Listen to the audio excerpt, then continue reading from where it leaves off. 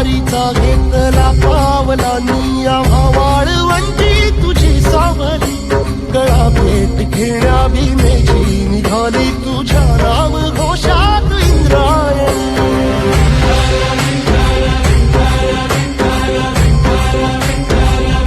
भिडे आसमंती ध्वजा वैष्णवांची उभी पंढरी आज नानावली